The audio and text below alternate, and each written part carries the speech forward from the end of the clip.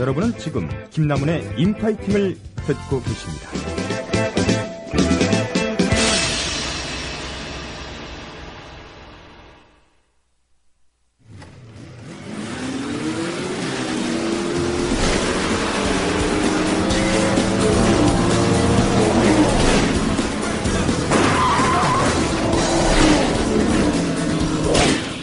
최용준의 모터톡.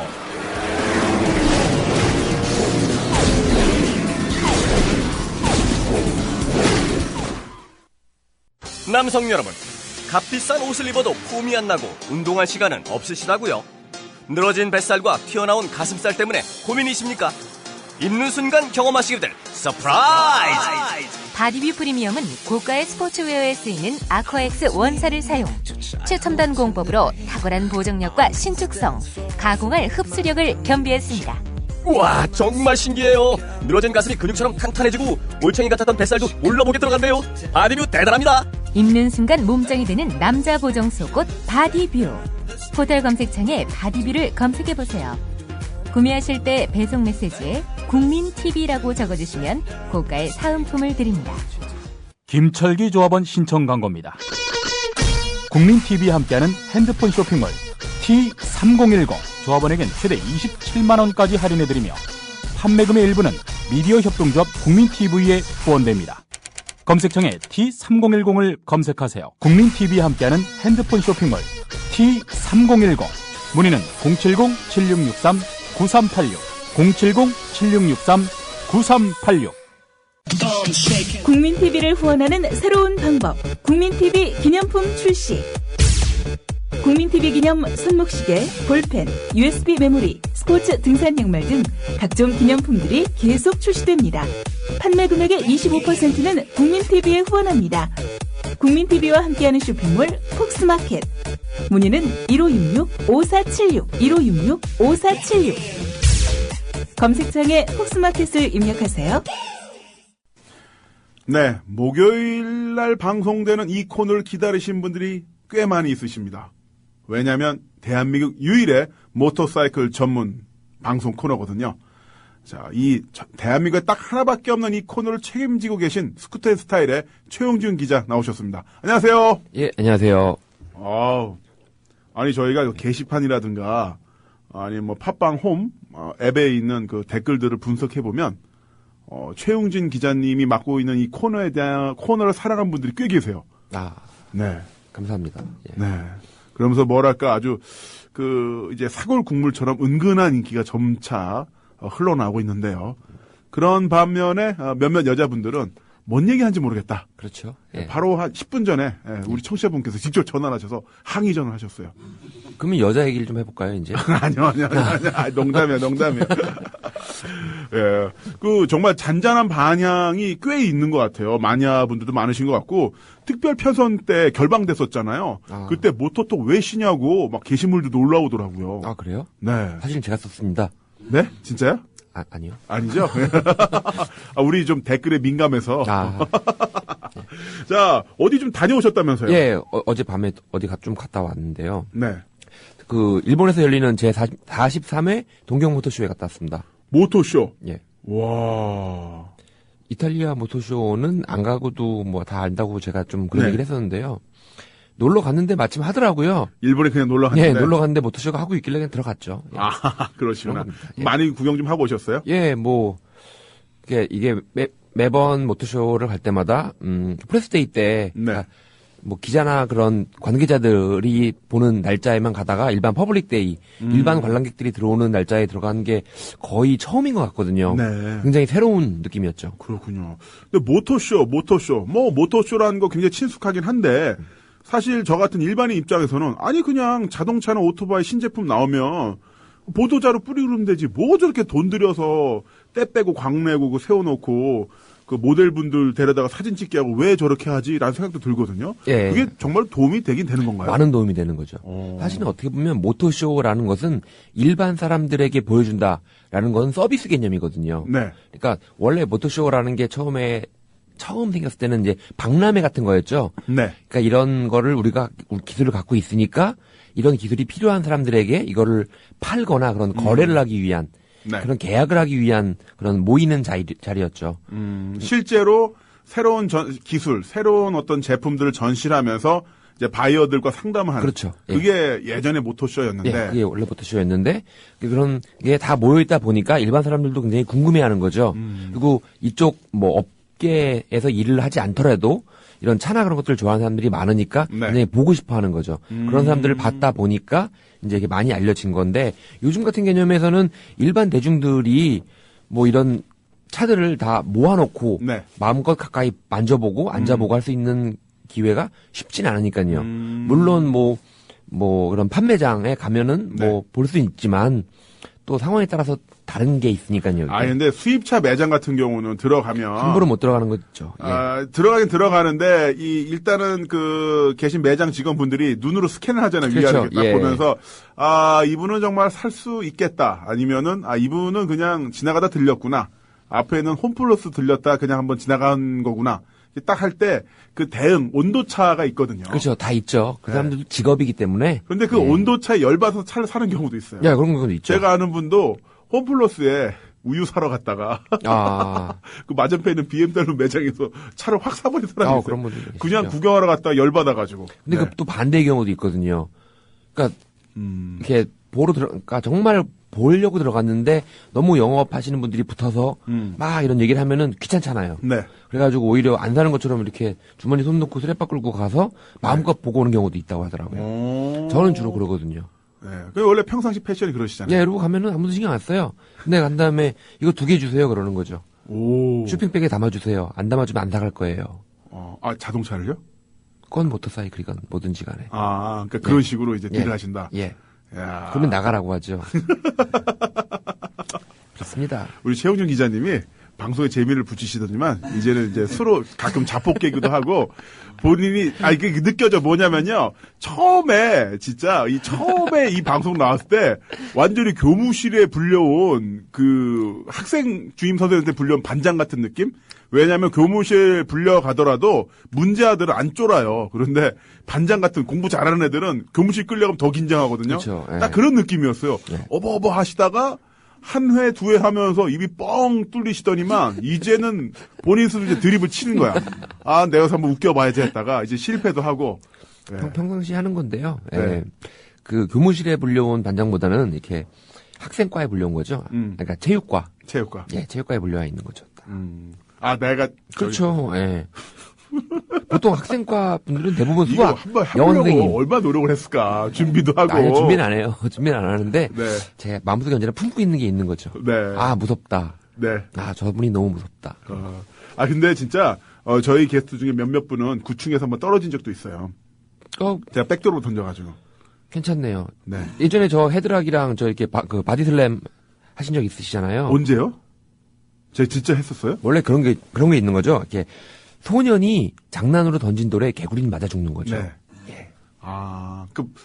예전에 한번 만나서 하긴 했던 것 네, 같아요. 가해자는 원래 술자리에서. 기억 못 하는 거예요. 이렇게. 그런 것 같습니다. 네. 알겠습니다. 아무튼, 네. 우리 최영준 기자님의 드립 때문에 방송 분량 한 4분이 날라갔고요. 자, 모터쇼 계속 이야기해 주시죠. 네. 그 모터쇼라는 게 굉장히 여러 나라에서 많이 열리고 있거든요. 네. 근데 이게 외국 브랜드들이 얼마나 참가하느냐, 그 나라에서 하는 것들, 그 브랜드 빼고도 그게 굉장히 중요한 척도인데, 우리나라에서 하는 서울 모터쇼 같은 경우에는 굉장히 아쉬운 부분이 많은 모터쇼거든요. 우리나라 자국 브랜드조차도 신모델이나 뭐 그런 거 발표를 안 해요. 네. 하지 않고 비슷한 시기에 열리는 뭐 미국이나 뭐 그런 데서 열리는 모터쇼에 많이 집중을 하죠. 그러니까 어떻게 보면 항상 우리나라에서 열렸던 모터쇼들은 반쪽짜리. 아니 왜 자국에서 열리는 모터쇼에 자국 메이커들이 출전을 안 해요? 그러니까 자국 메이커들이 계속 욕을 먹고 있는 거죠. 예, 물 새는다고 욕 먹고 뭐 그런 것들도 하나의 어떻게 보면 일환인 거죠. 네. 그러니까 자국 내수 시장을 별로 중요하게 생각하지 않고 그러니까 오히려 이렇게 그냥 만들어주는 대로 타라. 이 정도면 됐지 뭐. 니네는 이 정도면 돼. 네. 라는 좀 잘못된 생각을 갖고 있는 거라고 볼 수 있죠. 항상 텔레비전 고발 프로 보면 종종 나오잖아요. 그 미국 수출 사양과 국내 사양 너무 다르다. 그렇죠. 네. 뭐 이런저런 어떤 방청 처리부터 시작해서 뭐 AS라든가 보증기간 정말 어마어마하던데요. 어마어마하죠. 뭐 10년. 10년. 네, 10년 동안 그냥. 10년이에요, 10년. 지금 또 10년이면 언제죠? 지금 2013년이죠. 그리고 어떤 모델 같은 경우에는 사서 타다가 2년 내로 돌아오면 새 걸로 바꿔준다. 그냥 새 걸로 바꿔준대요. 아, 그런 경우도 있고 고급 차를 하나 사면은 경차 껴주고. 그렇죠. 예. 네. 그걸 왜 하냐면은 그 브록 레스너 알죠? 네. UFC 챔피언도 했었고 WWE 챔피언도 지냈던 선수가 한국 차를 타요. 마트에 갈 때 조그만 경차를 타고 가는데 나중에 알고 보니까 그 경차를 산 게 아니라 그 이제 경차는 아니고 이제 소형차죠. 소형차인데 그 다른 대형차를 사니까 그 차를 줬대요. 그런 프로모션이 있어서 그래가지고 좋네. 브록 레스너가 그 큰 덩치가 그 차를 타고 마트에 가더라고요. 그래서 와, 우리나라에서 그런 이벤트 안 하잖아요. 안 하죠. 할 필요가 없는 거죠. 야, 하지 않아도 사니까. 사니까. 근데 심지어는 모토쇼에서 아주 선전도 안 한다. 그렇죠. 예. 발표를 안 하는 거죠. 뭐 해봤자 뭐 근데 보통 미국 시장이랑 비교를 많이 하는데 네. 미국 시장이랑 가격을 비교를 하는 거는 정말 잘못된 거거든요. 미국에선 얼마짜리 차가 우리나라에서는 얼마다라는 비교는 원래 할 수 없는 거거든요. 네. 근데 우리나라에서 수입돼서는 만약 일본 제품이 미국에서는 뭐 $1,000에 팔리고 있는데 우리나라에서는 뭐 계산을 하면은 뭐 2천만 원 이상이 네. 된다. 이건 너무 말도 안 되는 차이 아니냐라고는 비교할 수 없는 거예요, 원래. 원래 미국 시장이랑은 가격으로는 그 어떤 것도 비교할 수 없지만 옵션이나 그런 것들은 얼마든지 비교할 수 있거든요. 네. 기본 사양 자체가. 근데 그런 걸로 봐서도 굉장히 잘못된 이 수출과 수출 사양과 내수 사양에 대한 부분은 나중에 한번 저희가 특집을 한번 예, 다뤄보고요. 할 얘기가 많습니다. 네, 그건. 그렇습니다. 예. 그거 한번 특집으로 다뤄보고 뽀민 아빠님께서 우리나라 모토쇼는 오히려 90년대 말 2000년대 초가 더 나았던 것 같아요. 그렇죠. 예, 네. 맞습니다. 그때가. 그때는 뭔가 열심히 하지 않으면 안 되는 때였기 때문에 내수 시장에도 열심히 했던 때죠. 네. 하지만 이제 좀씩 외국에서 결과가 좋아지다 보니까 소홀해졌던 거죠. 그렇군요. 자, 그렇게 우리나라 모토쇼에 대해서 이야기를 해주셨는데 어쨌든 그 동경 모토쇼를 갔다가 어제 들어오신 거잖아요. 예, 어제 밤에 네, 왔죠. 그 어제 돌아오셨는데 그 동경 모터쇼 직접 가본 그 이제 그 기자 입장에서 또 일반인 관람객 입장에서 아주 풍부하게 관람하셨다고 하는데 뭐 특징이랄까 이런 것 좀 잠깐 이야기 좀 해주시죠. 그러니까 동경 모터쇼의 특징은 방금 제가 얘기했던 우리나라 브랜드들의 우리나라 모터쇼 홀대와는 정반대라는 거죠. 네. 지금 이번 주 지난주에 해가지고 그러니까 미국 LA 모터쇼, 중국 광저우 모터쇼, 그리고 일본 동경 모터쇼 네. 세 개가 거의 비슷하게 열리고 있거든요. 네. 근데 일본 브랜드들은 동경 모터쇼에 가장 집중을 하고 있는 거죠. 사실 보면 중국과 미국 시장이 훨씬 더 큰 시장인데 네. 그 큰 시장에 집중하기보다는 일본 내수, 물론 일본 브랜드들이 많이 지금 어려움에 처해 있는데 그 어려움을 타개하는 방법으로 계속 외국에 집중하는 게 아니라 내수를 먼저 다지기 위한 그런 노력을 하는 거죠. 네. 렉서스 같은 경우에는 그 컨셉카나 그런 뉴 모델을 제일 먼저 거기다가 발표를 하기도 했고요. 네. 그런 점만 보더라도 이렇게 기준이 다른 거죠. 좀 더 내수를 챙기는 모습이 예. 좀 이채로웠다. 훨씬 좋아 보이죠. 이게. 네. 그러니까 물론 동경 모터쇼에는 이제 뭐 페라리나 뭐 그런 뭐 마세라티 같은 그런 고급 브랜드들은 들어오지 않습니다. 이제. 네. 그러니까 그것도 이제 아예 안 들어오는 건 아니지만 이번에는 없었는데 분명히 그거 말고도 볼 게 많았거든요. 볼 게 많았다고 하면서 계속 입맛을 다시면서 뭔가 음란한 눈빛을 아닙니다. 띄우시는데. 그 레이싱 모델은 대한민국 최고입니다. 아, 저 그 얘기 안 했는데. 통틀어서. 나 그 얘기 안 했는데. 그 얘기 안 했는데 왜 그러세요? 아, 저는 네. 그 생각을 하고 있었거든요. 네. 예. 그렇죠. 아니 뭐 레이싱 모델분들도 다 열심히 하시는 거고 네. 그런 건데 저는 그 모터사이클 궁금해요. 네. 일본 4대 메이커가 어떤 신모델을 갖고 나왔는지 정말 궁금하거든요. 예, 원래 그냥 이 동경 모터쇼는 모터사이클이 주가 되는 모터쇼는 아니거든요. 네. 그냥 거의 서브 개념인데 이번에는 모터사이클 브랜드들이 좀 열심히 했죠. 혼다의 경우도 굉장히 많은 신모델을 전시했고 야마 네. 같은 경우도 야마는 자동차를 만들지 않거든요. 네. 하지만 이번에 경차를 하나 발표한 게 있고요. 아, 야마에서 경찰 발표했어요? 그 얘기는 또 되게 길기 때문에 네. 나중에 나오면 또 해드릴 거고요. 야마는 자동차를 만들지 않았던 브랜드인데도 그러니까 큰 부스를 차지하고 있었거든요. 야마도 그렇고 그리고 스즈키도 한편으로는 이 경차에 집중하면서 여러 가지 바리에이션의 경차를 내놓으면서 모터사이클도 많이 전시했죠. 네. 그리고 특이하게 이제 또 차를 만들지 않는 또 가와사키도 굉장히 모터사이클을 많이 전시했고 유럽 브랜드 중에 유일하게 KTM이라는 오스트리아 브랜드가 온로드 모터사이클들을 많이 전시해가지고 사람들이 많이 좋아하더라고요. 네.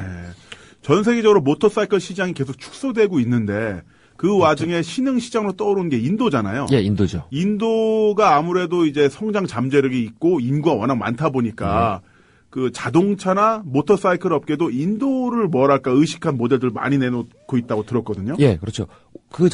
직전까지는 중국이었거든요. 네. 모든 자동차 브랜드들이 이제 중국 시장이다. 중국을 노렸던 것들이 이제 2000년대 중후반, 네.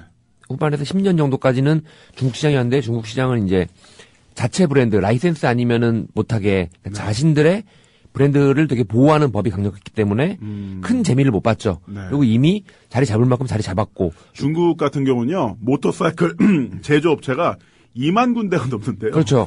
그냥 공장 하나가 있으면 거기는 하나의 브랜드라고 보면 되죠. 네. 예. 그러니까 자기네 나라 사람, 그 중국 사람들도 우리가 뭘 만들지 잘 모르는. 그렇죠. 그냥 하는 그리고 거죠. 그걸 막 그냥. 수출을 예. 해요 또. 그리고 뭐 라이센스를 하더라도 혼다랑 라이센스를 하는 회사가 뭐 한 25군데 정도 네, 그런 식인 25군데. 거죠. 그러니까 무슨 혼다, 무슨 혼다 네. 다 붙어 있는 거죠. 다 홍준 혼다인 거죠. 혼다, 남은 혼다, 그렇죠. 효진 혼다. 다 만들 이런 수 식으로 있는 거죠. 예. 다 만들고. 예. 네. 그게 이제 중국에서 그 정책이 자국 브랜드를 보호하기 위해서 예전에 대림 혼다 이랬던 것처럼 예. 그걸 똑같이 따라하고 있고. 그냥 혼다가 혼자 못 들어오게 막아버리는 거죠.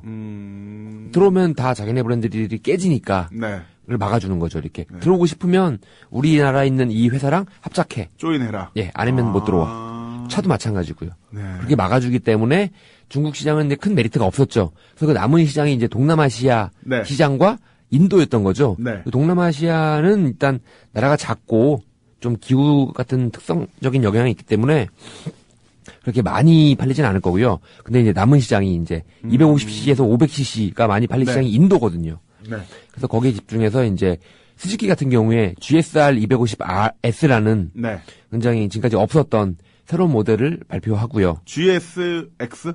GSR. GSR. 네. 네. GSX는 예전 네이키드의 코드네임이었고 GSR은 이제 신형 R. 네. 레이저 스즈키가 레플리카. 예, 그 레이저 레플리카에 붙었던 그런 이미지를 갖고 오기 위해서 GSX를 R로 바꿨거든요. 네. GSX 250S. S는 보통 스포츠 네이키드에 네. 붙는 코드네임이죠. 그 나왔는데 그냥 단기통 250cc 네이키드인데 하프 페어링이 달려 있거든요. 약간 네. 스포티하게 생긴 페어링이 달려 있어가지고 굉장히 들어온다면은 네. 반향이 좋을 것 같은 모델입니다. 그 심지어는 할리 데이비슨도 500cc 바이크를 만들었다는 이야기가 나오더라고요. 예. 그 할리 데이비슨 같은 거 원래 뭐 1300cc 이렇게 굉장히 그렇죠. 큰 예. 배기량을 만드는데 뜬금없이 500cc를 만들었어요. 그게 지난번에 좀 얘기해드렸던 그 이탈리아 아이크만 모터쇼 네. 거기에 처음 이제 등장을 했는데 500cc와 750cc를 만든 거죠. 할리에서 예, 인도에 팔기 위해서. 인도에 팔기 위해서. 그럼 어떻게 본다면 그 아메리칸 모터사이클 영화 터미네이터라든가 예. 아니면은 그 이제 로렌조 라마스 난 드라마가 뭐였죠? 그 레니게이드죠. 레니게이드. 예, 로렌조 라마스. 레니게이드에서 그 정말 장발에 그 백인 남성들이 예? 그 오토바이를 타면서 미국 대륙을 횡단하고 뭐 이런 이미지. 아메리칸 모터사이클이 갖고 있는 그 이미지가 저는 배기량이 500cc, 750cc가 되면은 좀 훼손될 수도 있다고 생각하거든요. 그렇죠. 예, 그런 우려가 많지만 일단 그래도 인도에는 팔아야 되니까. 인도는 팔아야 되니까. 먹고 살아야 되니까. 먹고 예. 살아야 되니까. 지금 더 이상 미국 시장에서는 뭐 폭발적인 그런 인기가 있을 수도 없고 유럽도 네. 마찬가지고 물론 하락세는 아니고 계속 성장세에 있기는 하지만 그 성장 그 곡선이 굉장히 더디기 때문에 네. 그거를 다시 끌어올리기 위한 수단으로 인도에 집중 안 할 수가 없는 거거든요. 야, 근데 할리에서 500cc 모터사이클이다. 이건 진짜 충격인데요. 예, 그래서 뭐 개인적인 뭐 디자인에 관해서는 뭐 다 주관이 다른 거니까 제 개인적인 생각으로는 정말 못생겼다라는 거죠. 예. 그러니까 배기량이 작아진 만큼 볼륨이 작아지다 보니까 네. 그 기존의 아메리칸 크루저들이 갖고 있던 그 풍만한 볼륨. 네, 풍만한 볼륨이 딱 반인 거죠. 반. 아. 굉장히 왜소하고 네. 없어 보이고 마치 제 모습을 보는 것 같은 그런 거죠. 아, 왜 자폭객을 또 하세요? 지금 계속 예, 김남훈 씨를 보고 있으니까 네. 어떻게 사람 몸이 저만할 수 있지라는 거를 계속 보면서 네. 전 참 왜소하구나. 아니요. 저는 그냥 잘 먹어서 그렇고요. 우리 여기 원래 국민 예. TV에는 좀 잘 먹은 분들이 몇 분 계세요. 밖에 아. 우리 김용민 국장도 그러시고, 예. 뭐 우리가 둘이 얼마 전에 김용민 국장이랑 저랑 같이 고기 뷔페를 갔어요. 그 고기 뷔페를 갔는데 사진을 찍어서 올렸더니만은 어떤 분이 답글을 달아주신 게 개점 이후 최대의 위기. 그쵸. 예, 맞습니다. 예, 둘이 진짜 월없이 먹고 왔습니다. 9,800원 내고 런치 메뉴.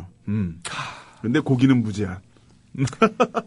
거기는 차마 이런 분들이 오실 줄 몰랐겠죠. 네. 한 2번 더 가면 용돈 받으면서 나올 수 있을 것 같아요. 그렇죠. 제발. 딴 데 가시라. 이마 제발. 이러면서. 2만 원 받으면서 나왔을 것 같은데 네. 까칠마녀님께서 지금 댓글 올려주셨네요. 내수는 자기들 봉이니까 애쓸 필요 없다는 안이한 생각을 많이 하는 것 같아요. 그게 소비자를 바라보는 생산자의 시각이다 보니 국내 차들 내실보단 외형만 치중하고 가격만 팍팍 올라가고 이렇게 해주셨는데 그 아까 모토쇼 같은 부분에 있어서 국내 업체들이 국내 모토쇼는 홀대하고 외국 쪽으로만 나가는 그런 부분을 좀 꼬집어 주신 것 같아요. 네, 맞습니다. 다 맞는 말씀입니다. 네. 아마 뭐 메이커들도 뭐 이런저런 사져 있겠습니다만 아무래도 또 외국 나가면 또 한국 차 그렇게 타고 싶어 하고 태극기만 봐도 이렇게 눈물이 글썽거린다고 하는데 그런 마음 갖고 있다가 한국에 왔는데 정작 한국 사는 사람들은 한국 회사라고 생각했던 회사에게 제대로 대접 못 받는다 이러면 그렇죠. 좀 그렇죠. 그렇죠. 많이 서운한 거죠. 배신감 네. 느껴지고요. 물론 그 회사 나름대로의 네. 그런 사정이 분명히 있습니다. 근데 그 있는 거를 이해를 시키거나 아니면 그렇게 느껴지지 않도록 해야 되는 게 맞는 건데 네. 그렇게 하지 못하고 있으니까 이건 분명히 그쪽에 실수인 거죠. 네, 그렇군요. 자, 그래서 잠깐 이제 모토쇼 이야기로 잠깐 돌아가 봤었고요. 그러면은 요번에 동경 모토쇼에서 가장 특이할 만한 모델이랄까? 야, 이거 진짜 신선했다. 이거 어떤 게 있습니까? 제가 뭐 개인적인 취향으로 느꼈던 거는 혼다의 CB400이 네. 부활한 거죠. CB400. CB400R이 부활했습니다. 예. 오. CB400R이면은 그 4 머플러 4개짜리 모델 말씀하시는 건가요? 예. CB400S였나요? 아, 그 예전에 있었던 그러니까 예전에 잘 아시던 네. CBR400RR 네. 그 레이스 레플리카 네. 그거과도 다르고 또 예전에 있던 CB400SS 그런 정통 네이키드와는 또 다른 택배 아저씨들이 가장 많이 탔던. 그렇죠. 그 CB400 그 4기통 네. 4기통 그 CB400이 다시 나오는 거죠. 오. 거기다 이제 슈퍼볼더러 버전이라고 해가지고 페어링이 네. 달려있던 아. 스포츠 페어링이 달려있던 모델들 그게 다 단종이 됐었거든요. 네네. CB1300 그. 예. 카울 달려있던 거. 이번에 12300 슈퍼볼더로도 같이 전시를 했고 오. 400 슈퍼볼더로도 같이 전시를 했거든요. 네. 그러니까 어떻게 보면 10년 전에 나와서 큰 인기를 모았던 하지만 내수 시장 그러니까 한국 시장에서는 많이 깨졌던 네. 그 모델들이 다시 일본에서 런칭을 한 거죠. 그럼 다시 들어와야 되는 거거든요. 네. 그리고 이제는 이제 우리나라 시장에서 잘 안 팔렸던 이유가 일본에서 많이 팔렸는데 우리나라에서는 인기가 없었거든요. 네. 그 모델을 이해하지 못했던 거죠. 한국 시장이 그만큼 그때는 성숙하지 못했던 시장이었는데 그런 게 있어요. 뭐냐면 예전에 저도 한참 어렸을 때 오토바이 탈 때는 그 밥통이라고 하죠. 네, 밥통. 트렁크. 네. 그거를 너무 싫어했어요. 아니 어우, 저걸 왜 달고 다녀 정말 그랬는데 싫죠. 예.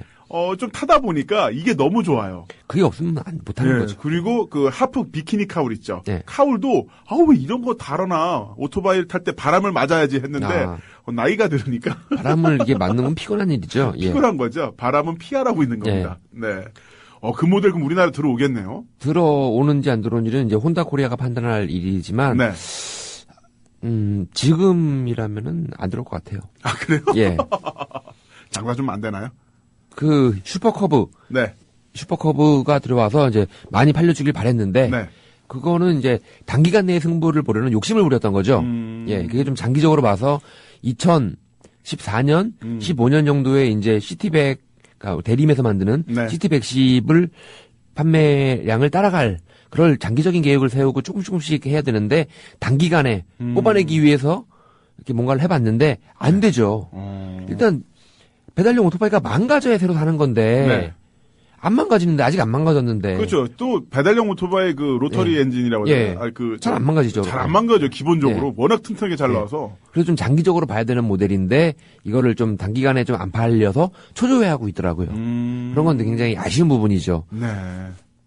단기간에 그러니까 시장 분석을 하긴 했는데 조금 아쉬운 부분이죠. 이제 그런 것 때문에 그런 거가 좀 아직 재고가 쌓여 있다 보니까 네. 섣불리 이런 거를 들여오지 않을 것 같아요. 그리고 예전에 한번 들여봤다가 폭삭했고. 예, 잘 안 팔렸던 그런 네. 아픈 과거에 대해서는 굉장히 민감하게 반응을 하더라고요. 네. 근데 그때랑 지금이랑 시장이 다르거든요. 그거를 인지를 못하는 거죠. 근데 네. 왜냐하면 그분들도 바이크를 타지 않거든요. 아 그래요? 그러니까 모르는 겁니다. 예. 오토바이 안 타는 사람들 오토바이 팔고 있는 거예요 그러면? 그렇다고 봐야죠. 최종 결정을 내리는 분들은 오토바이를 안 타는 분들이거든요. 참 좀 아쉽다. 아이러니가 많죠. 네, 예. 아이러니 많네요. 자 그러면은 여기서 이쯤에서 3부 잠깐 정리를 하고요. 4부 한번 계속 이어가 보도록 하겠습니다. 자 3부 끝곡으로 미세이의 배드걸 굿걸 들려드릴게요. 와. 한글로 써보니까 좋아요 한글. 수지다 수지. JYP Introducing Made in Asia Miss Sam.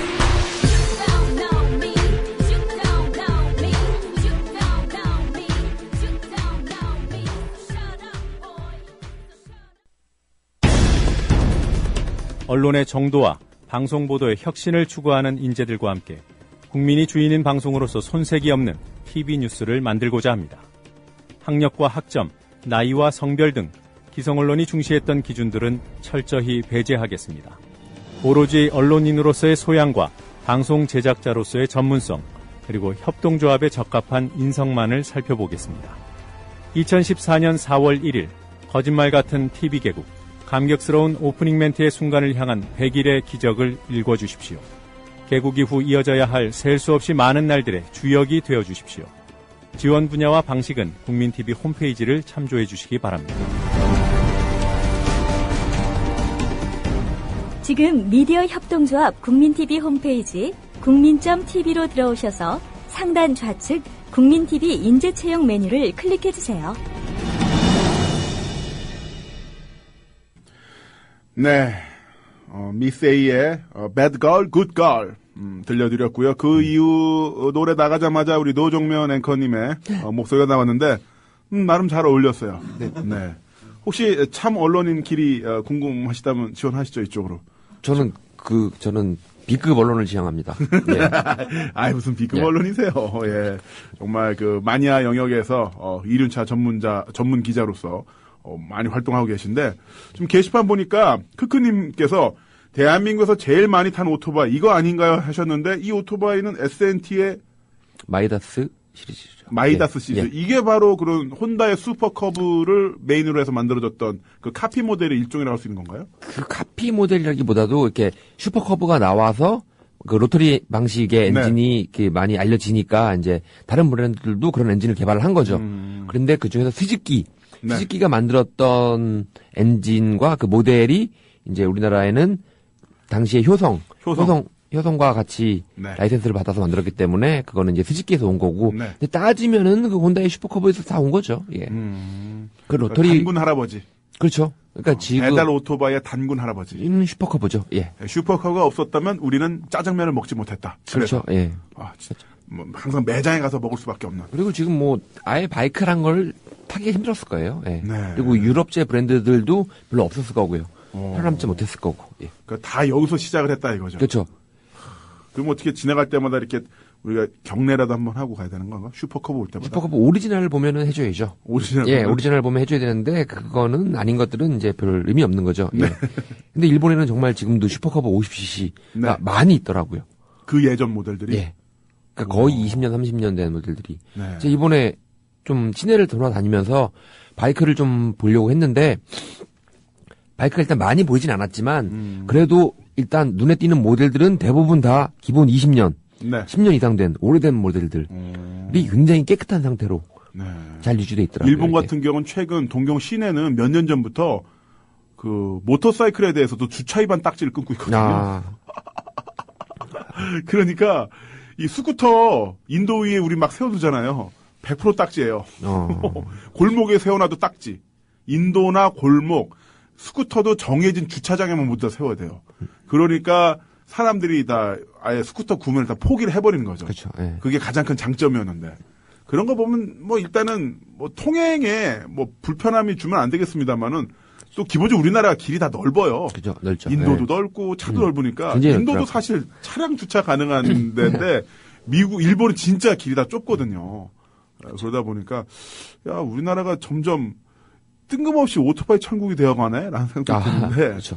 자, 우리는 사실 최 기자님이나 저는 모터사이클 좋아하다 보니까 이런 얘기가 즐거운데 어떤 분들은 모터사이클이 굉장히 불편하신 분들도 계세요. 그렇죠. 특히 차량 운전하시는 분들 중에서 왜 맨날 오토바이는 내 앞에 어떻게 얼쩡얼쩡 거리는 거지? 아니면 옆에서 그냥 나란히 달리면 되는데 왜 갑자기 저렇게 추월을 하는 거지? 이런 식으로 그 모터사이클 너무 불편하다는 분들도 계시고 또 한편으로는 같은 모터사이클 라이더 입장에서 봤을 때 야 진짜 쟤는 진상이다 이런 느낌이 올 때가 있거든요. 그래서 오늘은 진상 라이더 특집. 사실 매번 특집이래요. 쪽팔려서 좀. 근데 보통 처음에 제목은 뭐 진상 라이더 그렇게 했는데 어떻게 보면은 이분 이런 모터사이클을 왜 이렇게 타는지에 대해서 네. 좀 이유를 알려드리려는 거거든요. 이렇게 자동차 운전자들이 보기에는 분명히 쟤는 폭주족, 난폭운전, 진상, 쟤는 왜 저럴까라는 건데 다 이유가 있는 짓이거든요. 이유가 있다. 예. 죽기 싫어서 그런 거거든요. 다. 죽기 싫어서. 바이크들이 차랑 나란히 달리지 않으려 하는 거는 이 차가 너무 무섭기 때문인 거죠. 무서워요? 그게 이 차가 그러니까 일단 모터사이클은 신체가 외부로 노출돼 있기 때문에 작은 충격이나 그런 거에도 치명적인 부상을 네. 입을 수 있는 거죠. 그렇기 때문에 차랑 옆에 나란히 달리다 보면 사각지대에 거의 속해 있는 거죠. 바로 옆에 붙어 예, 있거든요. 안 보이죠. 네. 안 보이는데 이 차는 분명히 사이드미러에 보이지 않기 때문에 옆으로 들어와요. 차선 변경하고. 예. 자동차끼리라면은 클락션을 울리거나 브레이크를 밟거나 아니면 조금 부딪혀도 큰 위험이 없지만 네. 모터사이클은 그대로 큰 사고로 이어지는 큰 사고 거거든요. 이어지죠. 그래서 원래는 모터사이클은 차랑 같이 병주를 하지 않습니다. 하는 거를 가장 위험한 일이라고 해가지고 네. 그거를 하지 않도록 원래 가르치거든요. 이렇게. 그래서 차들 사이로 빠져나와서 차들 앞쪽에서 네. 먼저 달려가는 게 제일 안전한 거죠. 차를 뒤에 따라가는 것도 되게 위험한 네. 거거든요. 앞에 큰 트럭이나 버스 같은 거 뒤에 따라가 보면은 작은 차를 운전하시는 분들도 많이 느끼시는데 이 앞에 상황이 어떻게 되는지 모르기 때문에 네. 그런 식으로 이제 사각지대에 빠질 수 있기 때문에 나란히는 달리지 않는다. 예. 근데 그거는 외국에 있는 라이더들도 마찬가지예요. 다 마찬가지인 거죠. 그럼 외국에서는 운전면허, 자동차 운전면허를 딸 때도 그런 오토바이 특성에 대해서 배우나요? 알려주죠. 알려줘요? 이 도로에는 나만 있는 게 아니다. 승용차만 있는 게 아니고 네. 영업용 차량들도 있고 트럭도 있고 화물 기계 네. 심지어는 말도 들어올 수 있고 자전거도 들어올 수 있고 다 그런 특성 같은 거를 다 이해하는 거죠. 다. 근데 우리는 다 이제 사륜차, 자동차 중심으로만 그 면허 시험 준비를 하고 또 그렇게 다 하는데 그 차에 대해서만 배우는데 오토바이 특성은 전혀 안 배우고 그렇죠. 이제 예. 그러잖아요. 그런 이해가 없기 때문인 거죠. 만약에 사이드 미러를 봤을 때 저 뒤에서 바이크가 막 달려오고 있어요. 네. 달려오고 있는데 내가 이게 뭐 오른쪽 차선으로 차선 변경을 해가지고 가면 더 빨리 갈 것 같으니까 저 뒤에 있으니까 그냥 차선 변경을 하죠. 네. 그러면 이 뒤에 달려오던 오토바이는 거의 풀브레이킹을 하면서 네. 최선을 다해서 멈춰야 돼요. 아니면 죽을 수도 있습니다. 아니면 죽으니까요. 네. 예. 그리고 이게 바이크는 헤드라이트를 항상 켜고 있는 게 법이거든요. 네. 네. 법에 의해서 뭐 상시점등이 의무화되어 있는 건데 그래도 작은 라이트 빛이 하나가 보이니까 이게 저기 거리가 얼마나 있는지 얼마나 빨리 달려오는지를 잘 가늠을 하지 못하죠. 네. 그리고 자동차 운전자들은 바이크를 타본 적이 없기 때문에 없는 분들이 많기 때문에 이게가 얼마나 빨리 올지 그래봤자 오토바이가 와봤자지 뭐 네. 오토바이 느린 거 아니야라는 생각이 많기 때문에 저기 한 100m 뒤에 떨어져 있어도 내가 충분히 껴들 수 있어 네. 라고 생각을 하는 거죠. 네. 하지만 바이크는 굉장히 빠르거든요. 네. 이미 저쪽에서 내 차선이 쭉 비어있기 때문에 가속을 해서 가고 있는데 갑자기 차가 끼어들어오는 거죠. 이게 굉장히 무서운 거거든요. 네. 그런 것 때문에 더 같이 안 가려고 하는 거고 빨리 차들 틈에서 벗어나려고 차들 사이로 빨리 가려고 하는 거죠. 그 신호 정지 신호에 신호 멈춰 있을 때 교차로에서 오토바이가 그 차세로 뻘뻘뻘뻘 이렇게 앞으로 나가잖아요. 예. 근데 이게 그 엄밀히 말하면 자동차 사이로 지나가는 거기 때문에 그 차선 위반? 그렇죠. 그렇게 또 할 수 있죠. 할 수도 있지만은 외국 같은 경우에는 기본적으로 오토바이는 신호대기에서 먼저 앞으로 나가게끔 하는 공간이 따로 있다면서요. 예, 따로 공간도 있고 그리고 차로를 벌려주죠.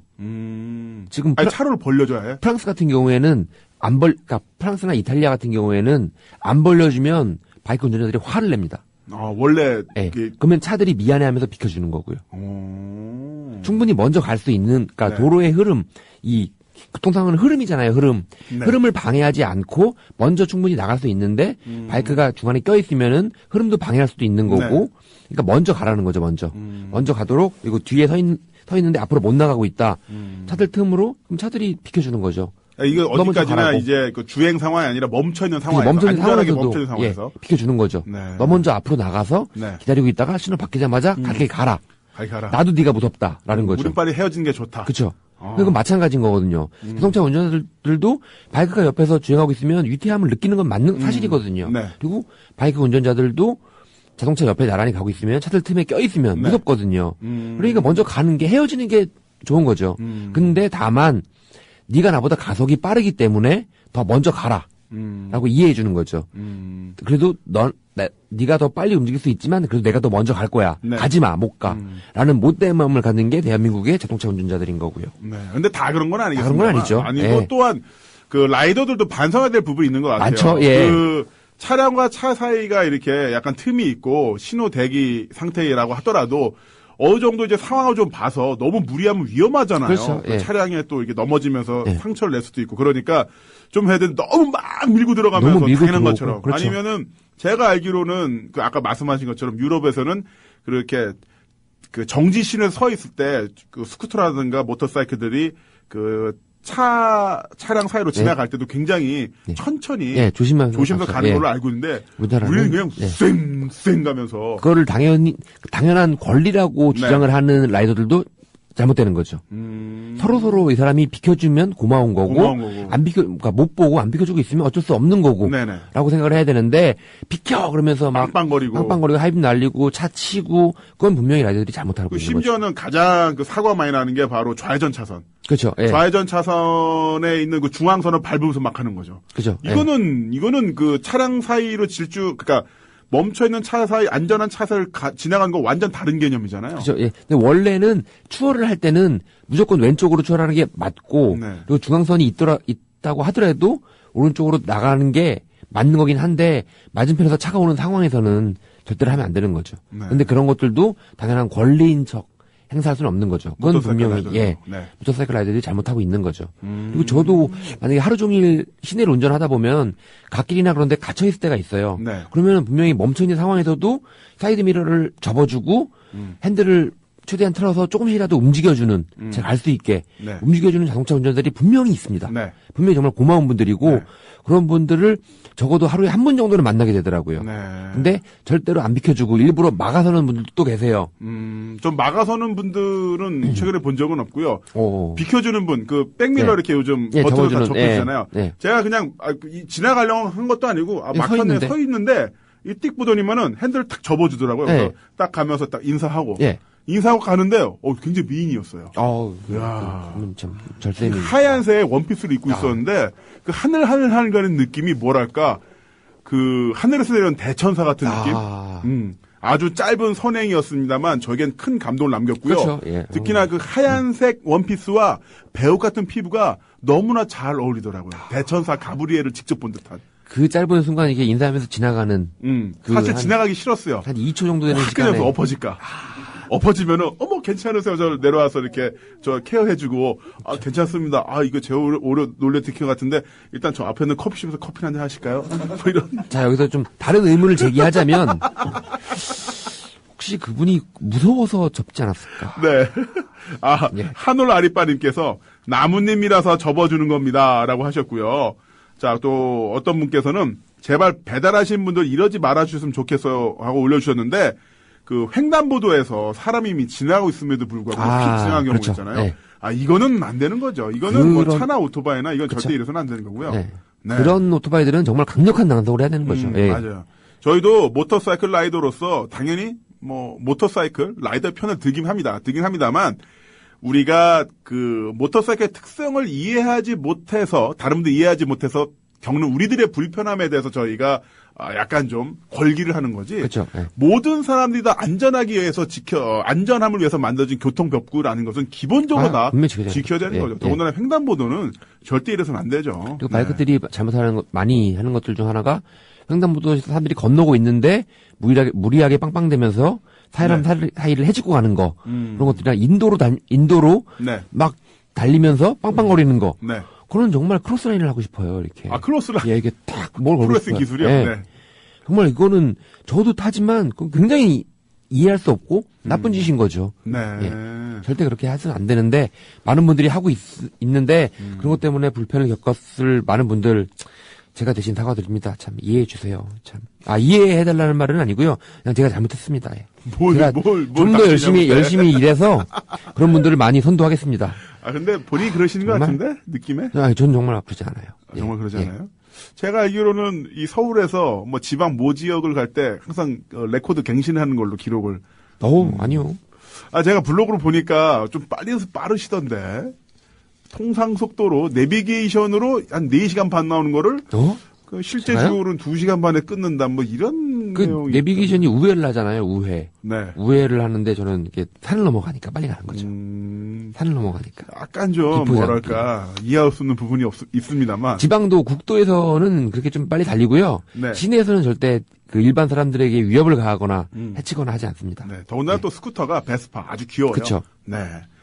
또박이짱님께서 한쌤 덕에 길냥이에 대한 생각이 바뀌었는데 최 기자님 덕에 라이더들에 대한 그 이해가 좀 높아졌어요라고 하셨습니다. 감사합니다. 예. 고맙습니다. 야, 드디어 한 명을 이렇게 새로운 정보도 알려드렸어요. 진짜 이런 식으로 정말 좀 붉은 늑대님께서 몇 년 전 전주에서 자기를 앞질러 간 오토바이가 기분 나쁘다고 해서 몇 킬로를 쫓아가서 신호 대기 중인 바이크를 그대로 뒤에서 들이받아버린 사건도 있었어요. 예, 있었죠. 이거는 저도 기억납니다. 예, 그분 돌아가셨죠. 네, 예, 돌아가셨어요. 대학생이었는데. 예. 네, 대학생이었는데 아무런 이유 없이 그냥 앞질러 갔다고 쫓아가서 기분 나쁘다고. 예. 그래서 얼마 전에 제가 다니던 아는 친구도 하나가 이게 좀 퇴근을 한다고 집에 가고 있었는데 사고가 났다고 연락이 왔더라고요. 네. 근데 신호대기를 하고 있는데 옆에 선 차량에 창문이 내려가면서 너 오토바이 타지 말라고 내가 죽여버린다고. 네. 그런 말도 안 되는 욕을 하길래 그러니까 보니까 딱 취한 음주 운전 중인 그런 사람이어서 위험하다 싶어서 빨리 속도를 내서 신호를 받고 갔대요. 네. 갔는데 주행 중에 뒤에서 와서 받아버린 거죠. 그분이. 잡았어요, 범인? 잡았죠. 근데 그분이 자기가 받은 다음에 사람은 다행히 날아가고 바이크를 몇 번 더 집 밟은 다음에 그 차가 뭐 대형차였다고 하더라고요. 대형 뭐 고급 세단이었는데 몇 번 들이받은 다음에 자기 발로 내려서 신고하라고. 그러니까 다리가 부러졌는데 그 친구가 부딪혀가지고 누워서 있는 친구한테 경찰에 신고하라고. 빨리 부르라고. 나 가겠다고. 근데 음주에다가 그런 뭐 어둠의 세계에서 일하시는 그런 분이 만취 상태로 들이받아버리신 거죠. 이렇게. 그런 다음에 이제 경찰 오고. 어둠의 세계에 있어도요. 술 먹고 오토바이 들이받는 애들은 사짜예요. 그런 걸 믿고 뭔데 네 진짜 맘대로 해봐라. 어둠의 세계에 있는 분들은요. 제가 정말 오리지널을 몇 번 뵌 적이 있는데 그 얘기는 제가 이따 끝나겠습니다. 예, 알겠습니다. 아무튼 뭐 그런 게 있는 것 같습니다. 뭐 오토바이 라이더나 그 자동차 운전하시는 분들이나 다 같이 쓰는 공용 도로잖아요. 공공도로고 서로의 입장을 이해해 주면서 조금만 더 양보를 한다면 사실 조금만 더 양보를 하자라는 말이 우리나라에서 특히 정치 관련 기사 때문에 그 말의 문장의 의미가 퇴색했죠. 여야가 대립하고 있는데 여야가 좀 더 양보해서 상생하면 좋겠다라는 그 뉴스 앵커의 말이 열나 짜증이 나죠. 양보할 수 없는 상황이니까 대치하는 건데 그런 상황에서 이게 오용이 되면서 서로 양보하자는 말이 정말 오염이 되긴 했습니다만은 정말 라이더나 아니면 드라이버나 정말 양보를 하면서 서로를 존중한다면은 모두 다 안전한 이륜차 라이프, 또한 자동차 라이프가 되지 않을까 해서 한번 이런 코너를 준비해봤습니다. 근데 그 최 기자님 이야기를 들어보니까 저도 얼핏 알고 있었던 것들이 정리가 잘 돼서 기분이 좋네요. 감사합니다. 역시 전문지 기자 맞는 것 같습니다. 맞습니다. 예. 지금도 회사에 있다 왔습니다. 네. 다음 주에도 좀 더 멋진 소식 들려주실 거죠? 네, 알겠습니다. 네. 정말 어제 바로 일본에서 왔음에도 불구하고 수요일에 나오는 최강희처럼 시차도 없이 시차가 없더라고요, 일본은. 시차 적응 기간도 없이 이렇게 멋진 방송 해주신 최영준 기자님 고맙고요. 네, 다음 주에 또 인사드리겠습니다. 네, 감사합니다. 네, 고맙습니다.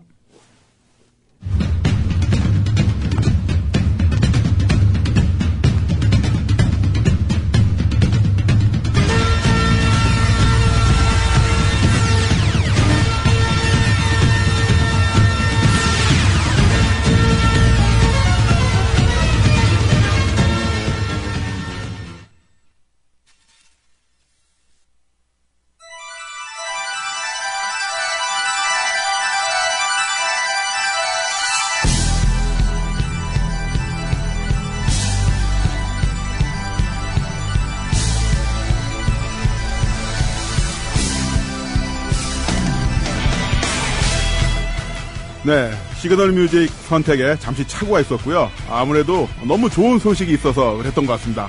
뭐냐면요, 내일이 드디어 금요일이라는 거죠.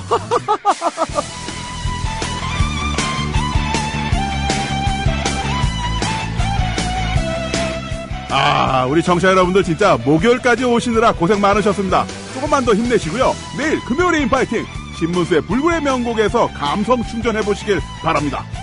피곤할수록 힘차게, 추울수록 당당하게 이 파이팅 하시죠. 자, 오늘의 끝곡 임재범의 이 밤이 지나면 들려드리면서 1, 2, 3 파이어!